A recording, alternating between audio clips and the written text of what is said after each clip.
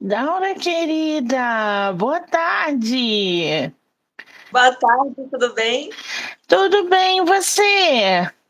Também, que delícia. Seja, Seja muito bem-vindo ao meu canal. Estou muito feliz de ter você aqui e já quero te agradecer pelo tempo, pela disponibilidade de você super topar bater um papo com a gente sobre as suas obras, tá? Eu que agradeço. Eu adorei mesmo o projeto, adorei seu canal, que eu já entrei lá, já vi muita coisa e estou super feliz de estar aqui. Ainda mais no Ai, carnaval. que delícia! É a tua primeira vez no YouTube?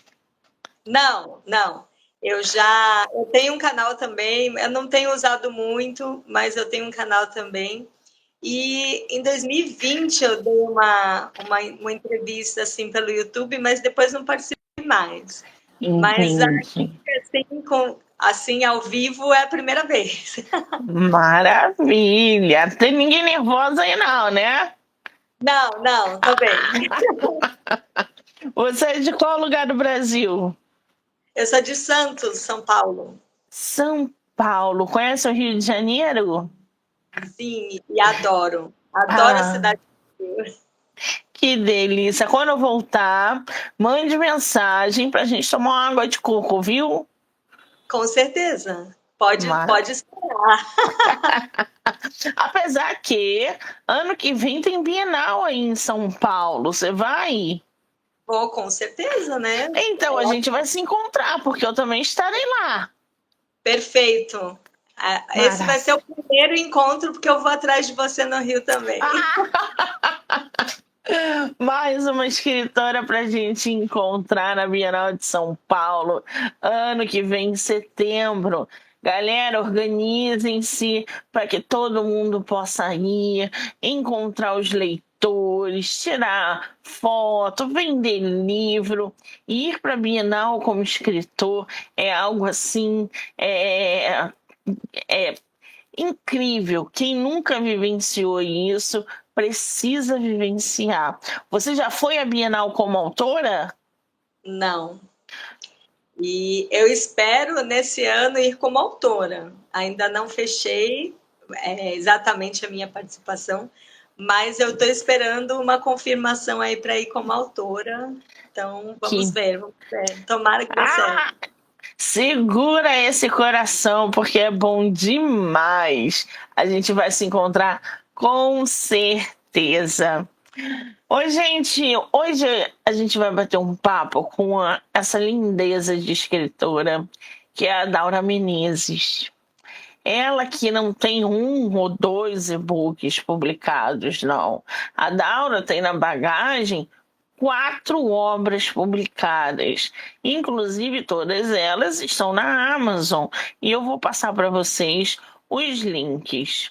É óbvio que a gente quer conhecer tudo. E eu espero que a gente possa, nessa live, conhecer um pouquinho de tudo o que ela já publicou. E para começar a conhecer a nossa autora e o que ela produz, a gente vai falar sobre a dança da material girl. Falei certo? Sim, sim. O que aprendi com a dança de Madonna. Esse título é muito bom, gente.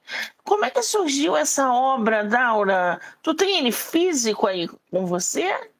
Não, não tenho ele físico. A ideia é ter ele físico em breve, mas eu não tenho ele ainda. Mas essa ideia surgiu porque a dança sempre fez parte da minha vida e sempre mesmo. Só que a dança, ela tem algumas. Não sei se você dança, Monique, você dança? Não danço. Não danço.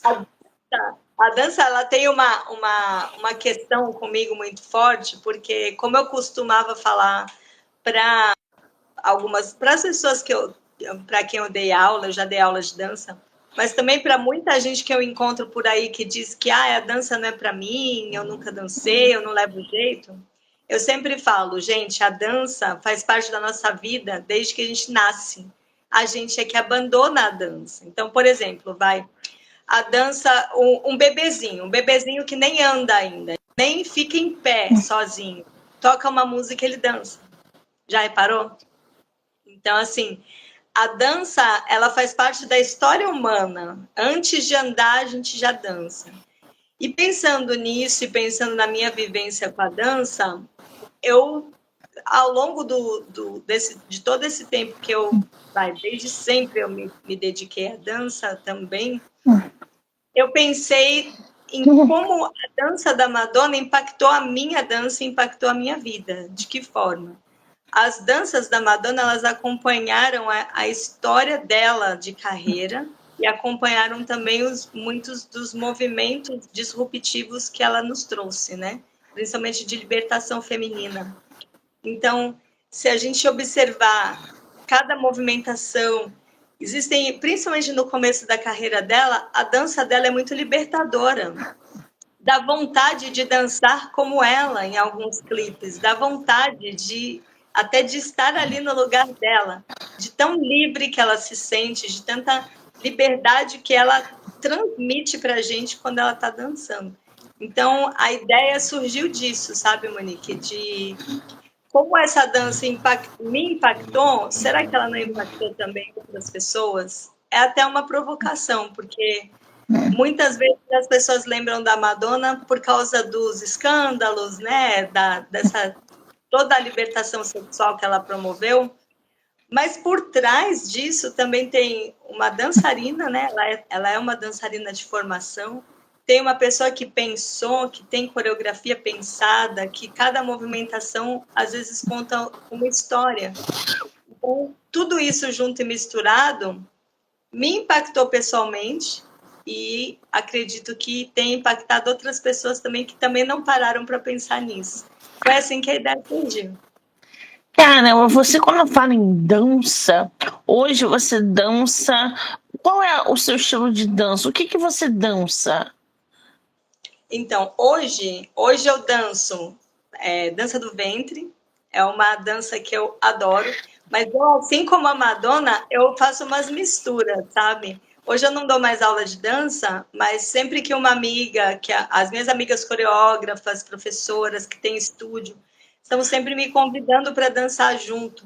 E quando eu danço hoje, eu trago um pouco dessa liberdade que eu conto no livro, essa liberdade criativa, essa liberdade de, em cada dança, contar alguma história. Então, hoje, eu misturo a minha vivência de dança do ventre com balé clássico e jazz, que são Nossa. as que eu mais pratiquei. E é muito divertido.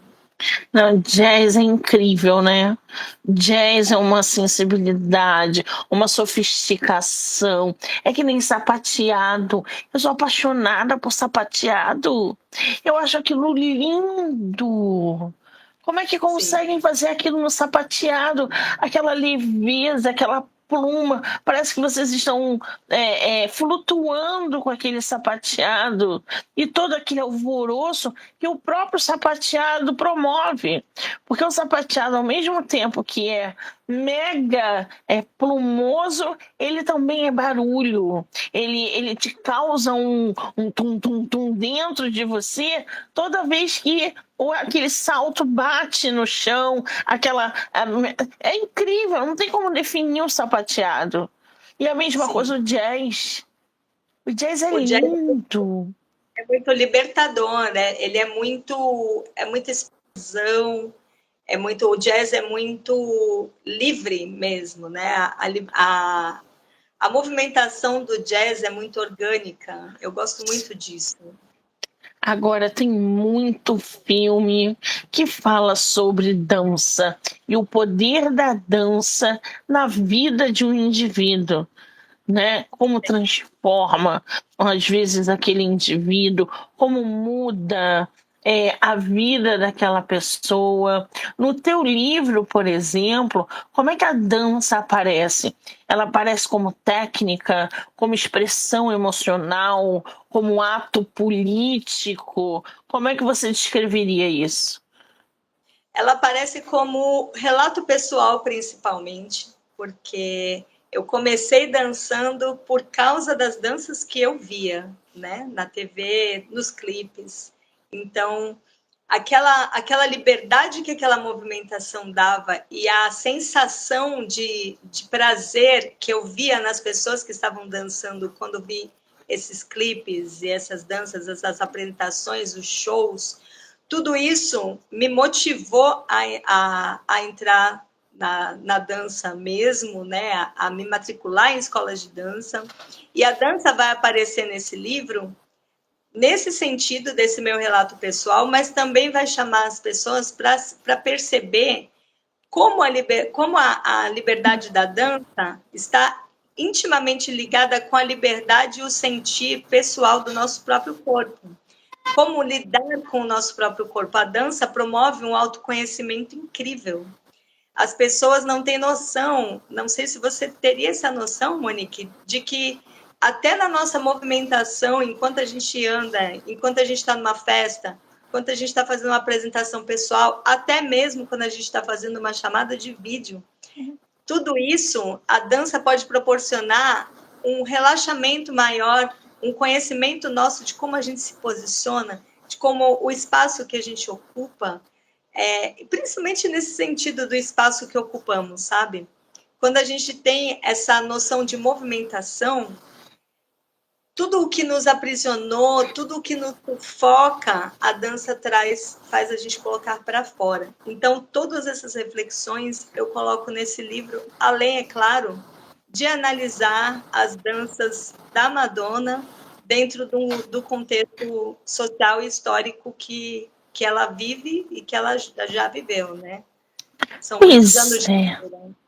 A Madonna, ela tem toda essa forma artística de se expressar, porque existe ali por trás todo um discurso social, todo um ato político. A Madonna não é boba. Ela não dá um tiro no pé, entendeu? Tudo que ela faz, as roupas, o figurino, tudo ali dela é uma questão artística? Mas tem um fundo de política, tem um fundo de discurso social, crítica a instituições. Enfim, a mulher ela não dá um tiro no pé, só a gente vê as apresentações dela ao redor do mundo e desde que ela explodiu. Porque a Madonna, desde que a Madonna, ela não fugiu do que ela é. Você vê que ela não é um personagem. Ela continua se expressando do mesmo jeito. Ela não criou algo para ser no palco. E a dança tem muito disso, né? A dança ela te modifica, mas ela não te cria de personagem. Ela é algo seu, você exala desde muito nova. Eu nunca dei para dança. Eu tenho que confessar que eu sou uma péssima dançarina. Eu sou uma ótima escritora, mas uma péssima dançarina. Não consigo sambar, não consigo fazer nada, nem dançar juntinho. Esquece. Já tentei fazer aula, não consegui. Sou muito dura, não consigo, gente. Agora, acho lindo quando as pessoas se expressam através da dança. E aí a gente tem um leque imenso, como a nossa autora mencionou. Você, quando fala da Madonna, você acredita que a Madonna, por exemplo, ajudou a legitimar a dança como uma forma justamente de discurso social e artístico? Com certeza, com toda certeza. Eu me arrisco a dizer que se não fosse a Madonna, muitas das cantoras que produzem, que fazem shows com dança hoje não existiriam. Eu cito aí a Britney Spears, a Christina Aguilera, a nossa Anitta e muitas outras cantoras e dançarinas que colocaram a coreografia junto à Lady Gaga. Nenhuma delas estaria aí hoje se ela não tivesse aberto as portas, com certeza.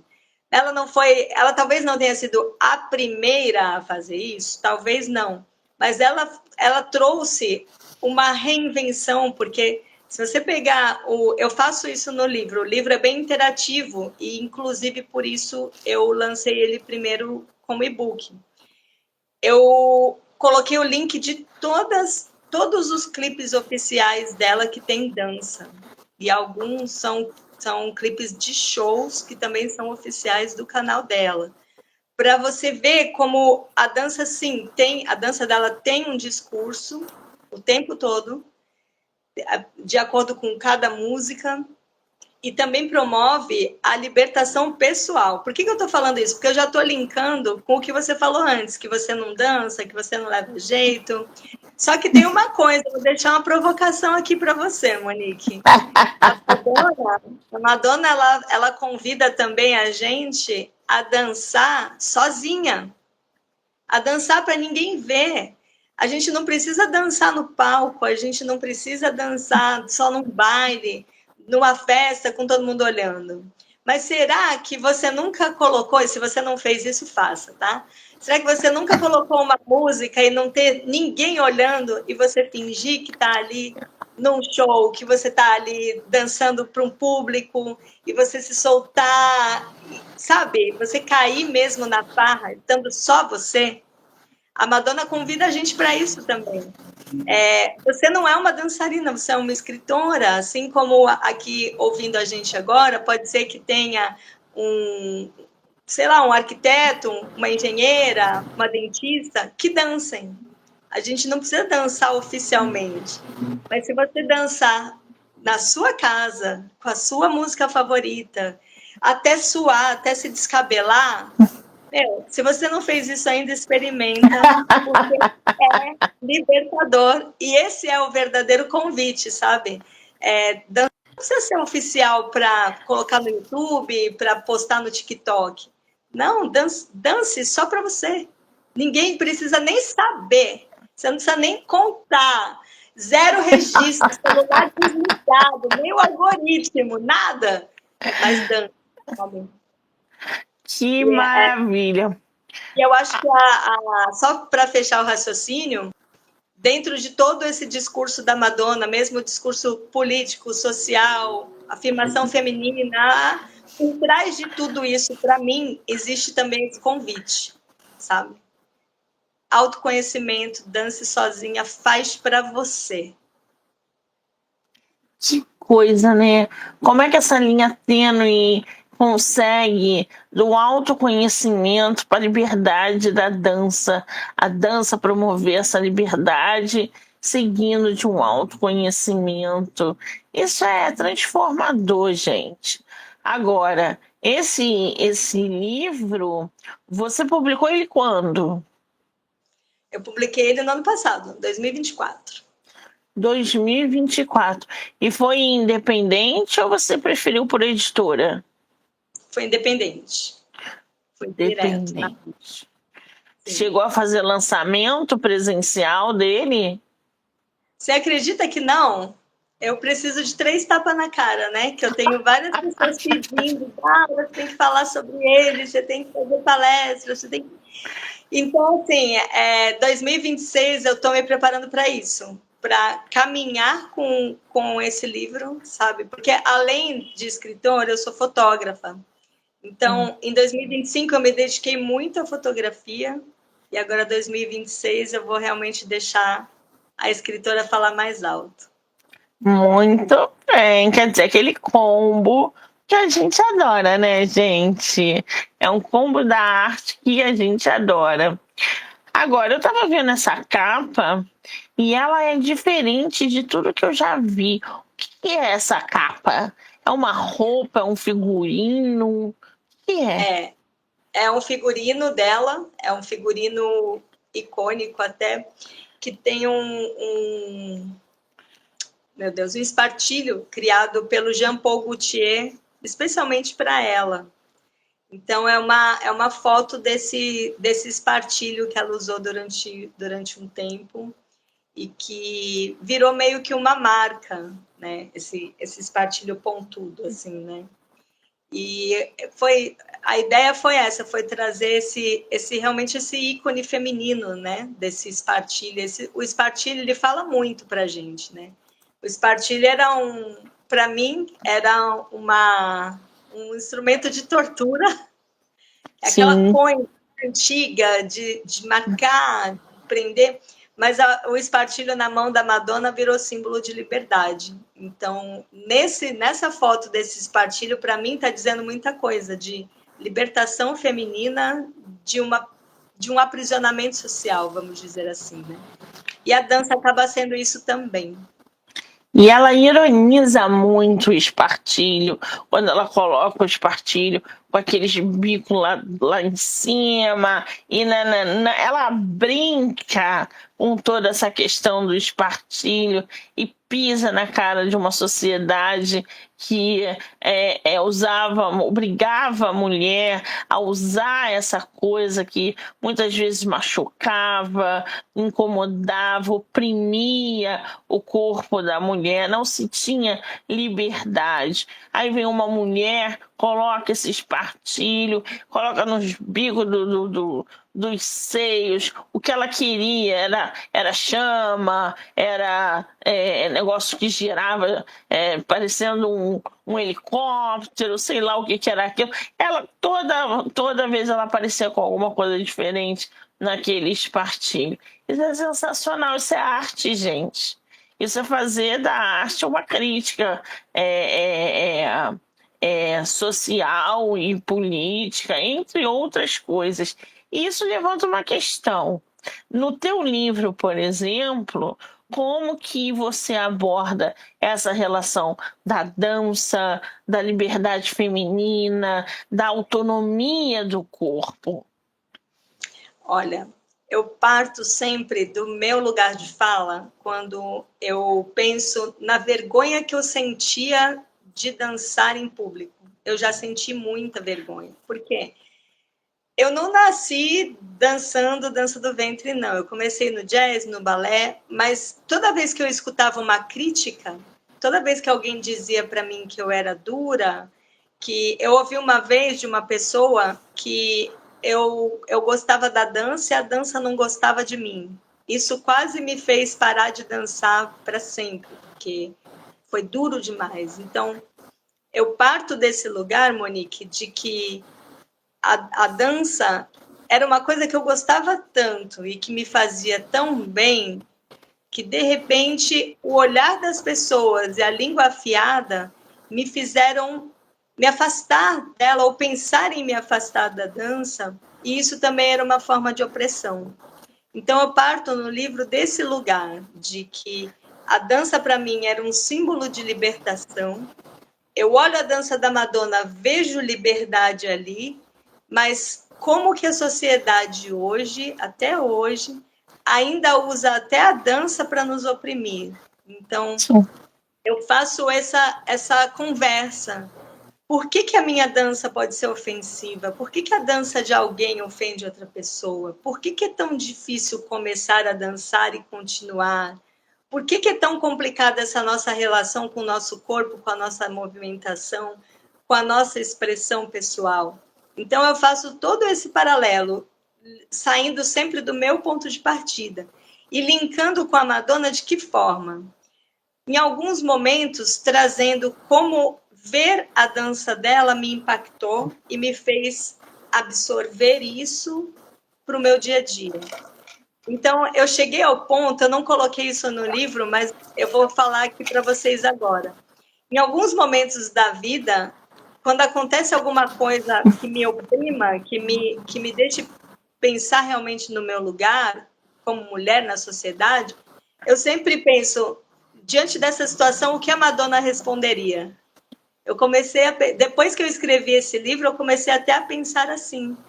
E isso traz uma liberdade muito louca, porque às vezes a gente se sente pequena, diminuída, ofendida, rebaixada até em alguns momentos, e você pensar num ícone desse a partir da dança dela e chegar ao ponto de pensar nisso, caramba, com toda aquela liberdade dela, com toda aquela sensibilidade que ela nos traz, como é que ela sairia dessa situação? Então, partindo da dança, partindo da minha dança e de como eu me senti vendo a dança dela, eu cheguei a tudo isso. E dentro do livro eu falo também de como a dança dela impactou no mundo num sentido de, poxa, pensar uma movimentação, pensar os grupos, pensar as expressões, pensar o toque no corpo. Ela toca o próprio corpo várias vezes e no século XX, isso foi muito escandaloso. Eu não estou falando só de quando ela toca as partes genitais nem nada, não, é qualquer parte mesmo, sabe? Isso é muito profundo. Eu trago essas reflexões porque eu, diante de outros trabalhos que eu faço como fotógrafa principalmente, eu me deparo com muitas mulheres e o assunto corpo feminino está sempre em pauta, seja na dança, seja na foto. E aí, para você ter uma ideia, Monique, de como a dança da Madonna impacta e pode ser usada de uma forma transformadora para as pessoas pensarem, eu me deparei com grupos de mulheres que sentem vergonha de fazer o autoexame das mamas. Olha que profundo isso. Vergonha de tocar o próprio peito. E a Madonna trouxe isso também. Toque-se, sinta-se, se aprofunde sobre você, Se conheça. Conheça até onde seu corpo pode ir, conheça até onde você permite que as pessoas te vejam, conheça até onde você permite que as pessoas te toquem, conheça até onde você pode chegar e onde você não quer chegar, sabe? E também, levando já para esse lado que eu falei do autoexame, existem mulheres que não se tocam por proibição da religião. E a dança da Madonna também esbarrou nisso. Ela também questionou isso. Poxa, a dança é citada na Bíblia como algo sagrado, mas existem grupos religiosos que entendem que a dança não é sagrada, que a dança não deveria ser praticada por mulheres, não deveria ser praticada em público.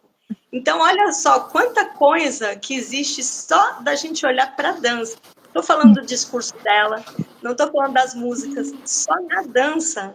Quanta coisa que a gente tem para pensar sobre a gente enquanto sociedade e enquanto indivíduo, né?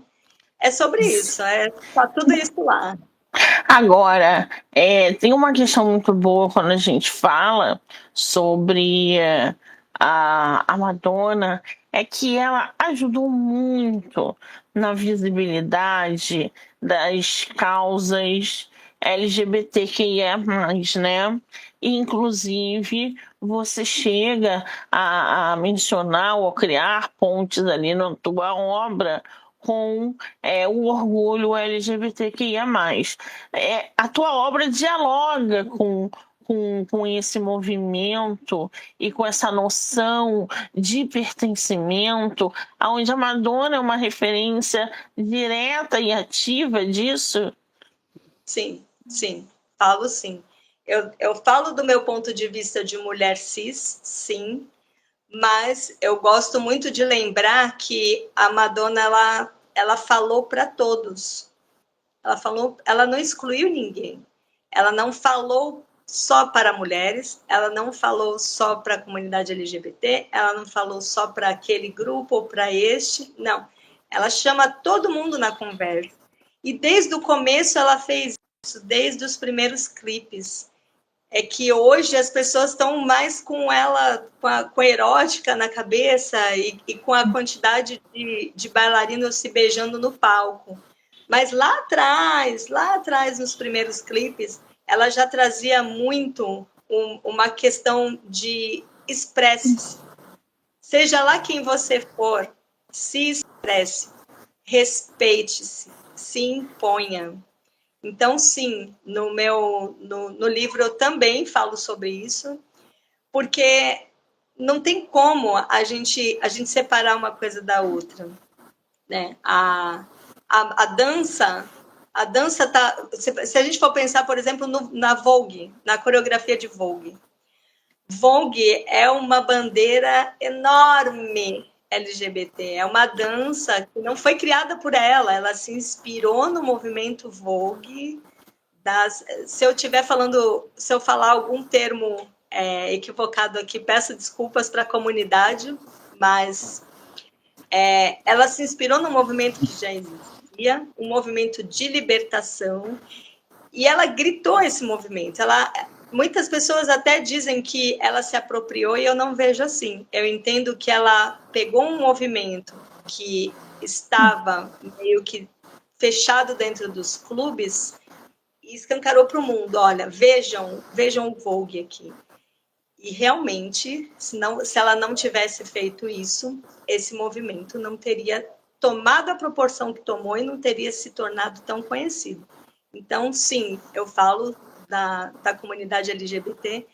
E aqui fica só uma curiosidade. Depois que eu escrevi esse livro, eu criei um projeto que durou 1 ano de dança para pessoas transgênero aqui em Santos. Olha que legal! Foi muito legal, porque a comunidade, as pessoas transgênero especificamente, elas têm uma... Eu entendi em rodas de conversa que eles tinham essa necessidade de aceitação e expressão do próprio corpo. Então, eu mostrei para os participantes desse meu projeto como a dança pode ser libertadora nesse sentido. E essa dança não só numa apresentação pública, que a gente não chegou a fazer, mas só a prática mesmo, só a prática da dança, sabe, Monique? Já é suficiente para autoexpressão. Então, sim, pessoal, estou falando da comunidade LGBT também. E eu vou abrir um parênteses aqui para responder um seguidor que colocou aqui nos comentários o seguinte: essa romantização de orgulho LGBT é algo muito cabalístico e satânico. Isso perante Deus é uma abominação que vai levar todo para o inferno se não se converterem.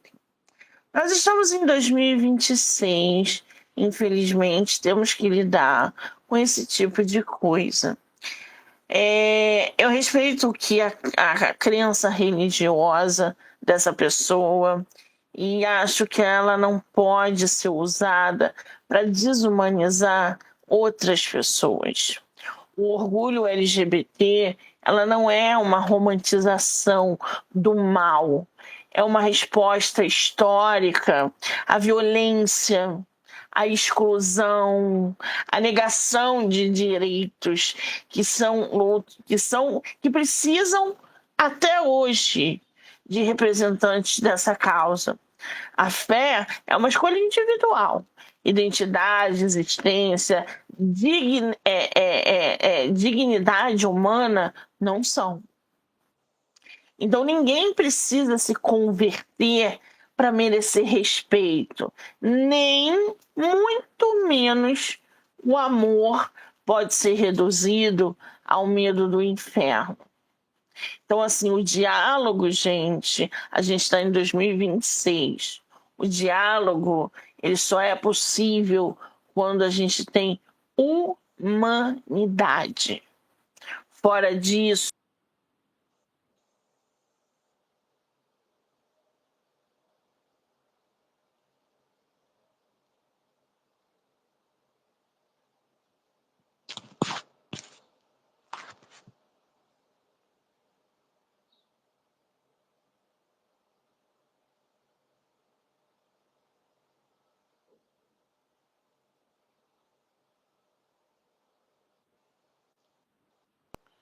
o negócio é tão forte que derrubou a minha internet.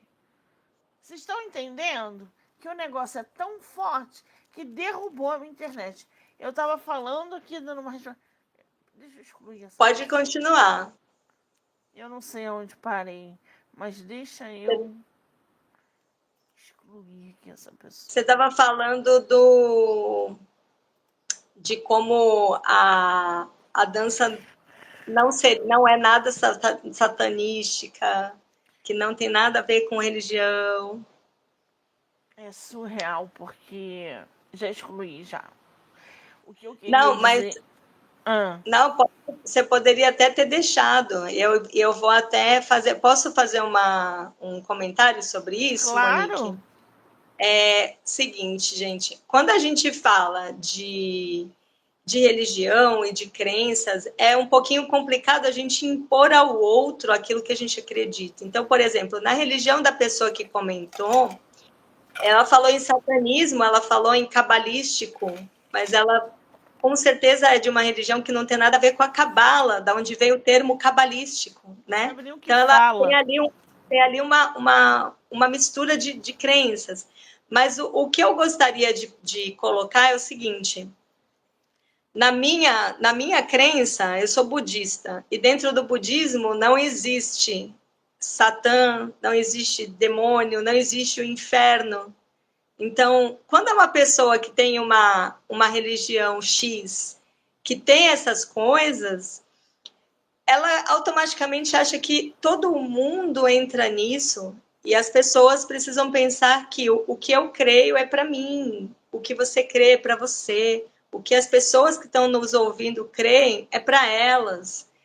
São regras, são dogmas, são crenças que são pessoais, que não deveriam ser impostas para ninguém, tem que ser vividas individualmente. Então, você tem como é que eu poderia dizer? Você tem os seus valores, viva esses valores, né? Você tem a sua crença, viva a sua crença, seja uma pessoa boa e assim por diante, mas viva você isso. Não queira impor para os outros aquilo que você está acreditando, porque fica até uma discussão, no caso dele, ficou ridículo, né?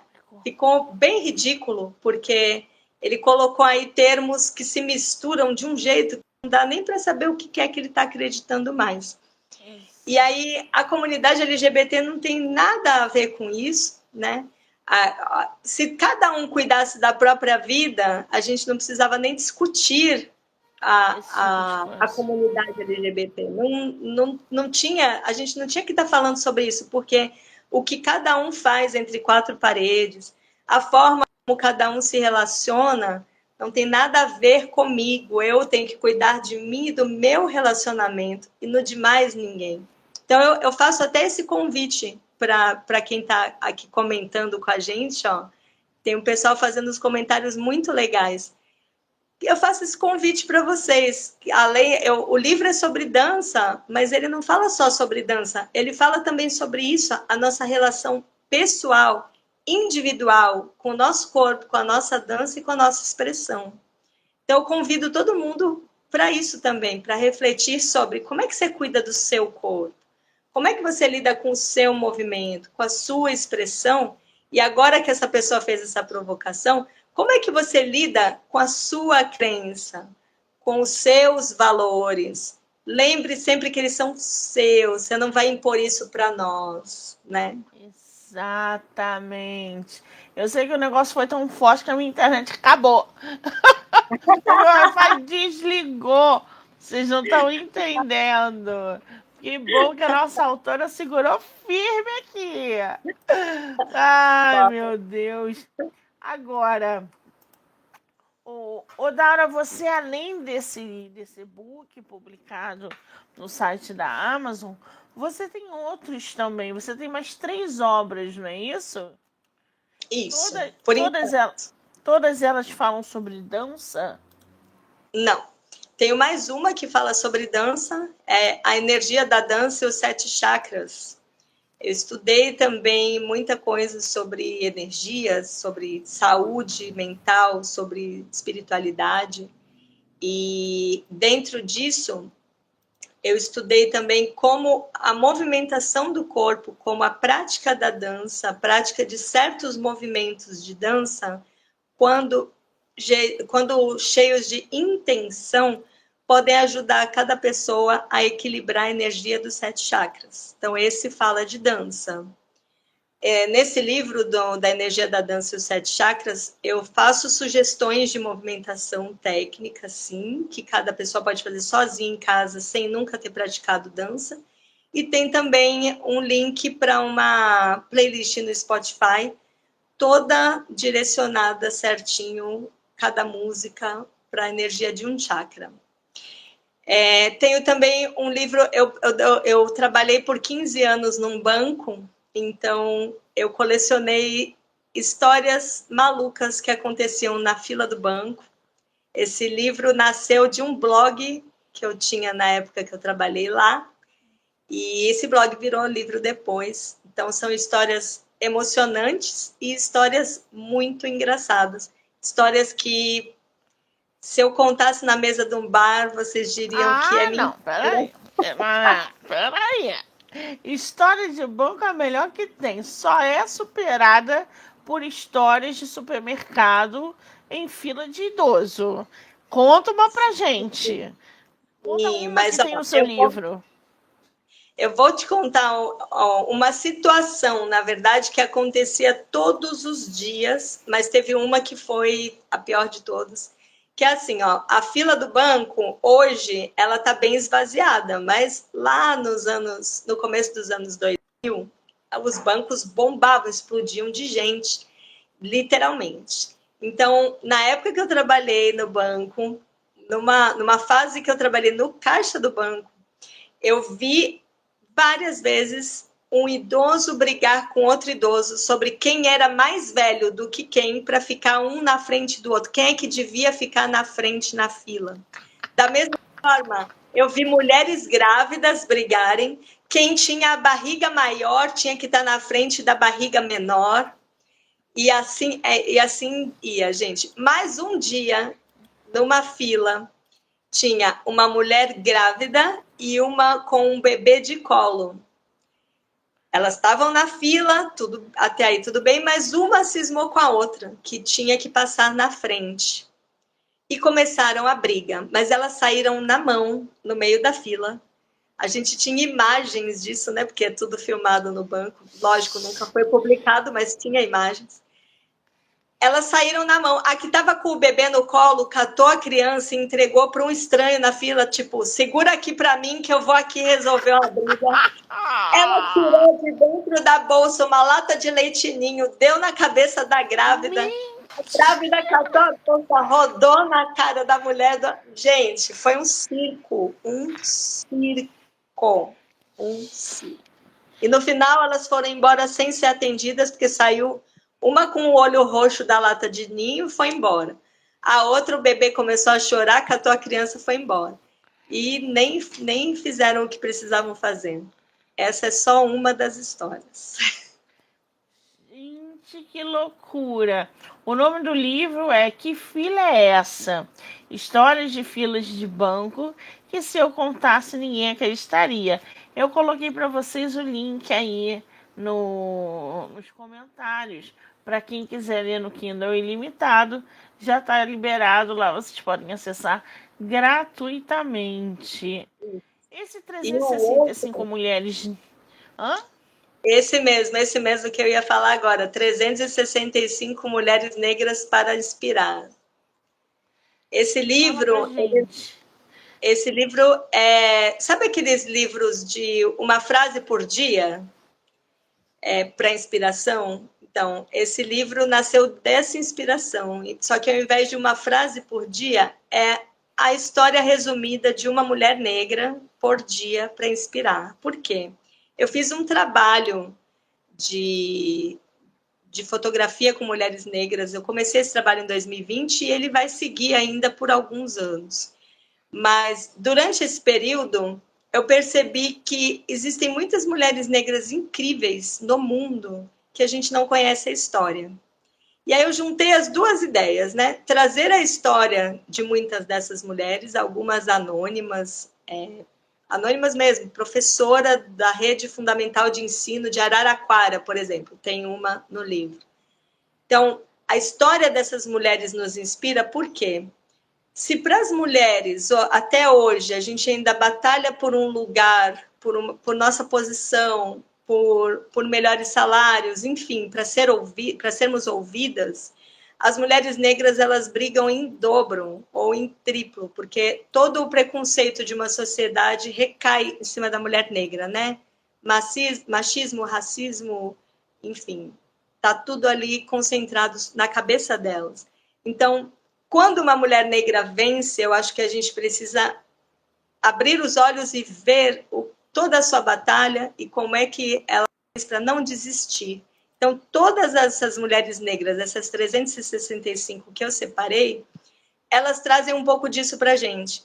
Qual foi a conquista que ela teve? Apesar de toda a dificuldade, ela conseguiu isso, ela conseguiu criar isto, ela conseguiu ser aquilo outro, ela conseguiu ser uma escritora, alcançar os seus objetivos, vencer, se superar. Então, cada uma delas nos inspira, uma por ano. Essa é a proposta desse livro.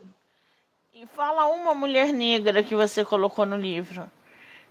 Uma, deixa eu ver, é difícil até escolher, mas eu vou falar de uma que é daqui de Santos. Ela se chama Joyce Mendes. A Joyce Mendes, ela é professora da rede pública de ensino, é um mulherão, literalmente, uma mulher altíssima e linda.